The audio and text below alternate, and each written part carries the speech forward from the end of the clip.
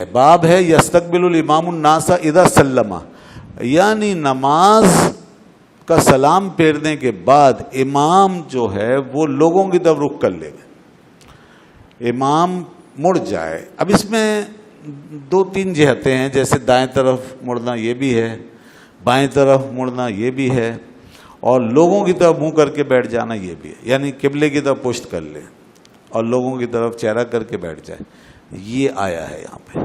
اور آپ نے دیکھا ہے نا، اکثر امام ہمارے ائمہ مسجدوں میں جیسے ہی سلام پھیرتے ہیں تو کسی ایک طرف مڑ جاتے ہیں، اکثر دائیں طرف، اور دائیں طرف پھرنا افضل ہے، اس لیے دائیں طرف کا انتخاب کیا گیا۔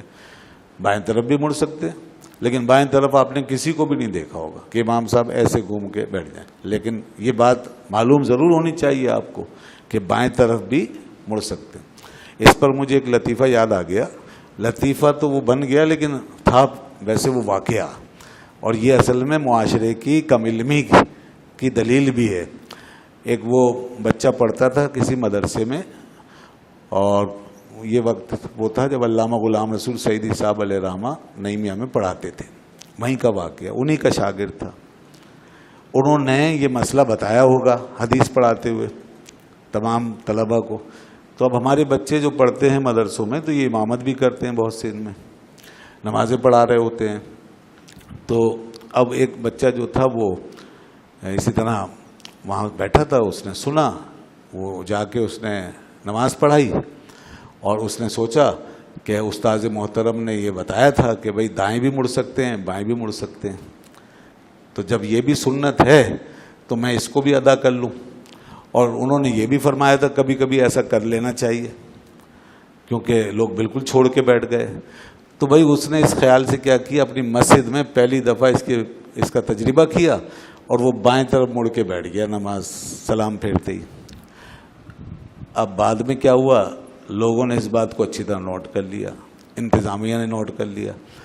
جب سب ہو گیا معاملہ دعا وغیرہ، تو اس کے بعد انتظامیہ نے کچھ خسر پھسر کی، اور پھر اس کے پاس آئے، کہنے لگے امام صاحب ہم آپ سے معذرت خواہ ہیں، آپ آئندہ نماز پڑھانے مت آئیے گا۔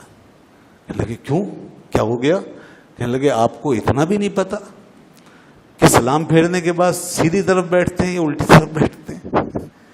آپ کو یہی نہیں پتا؟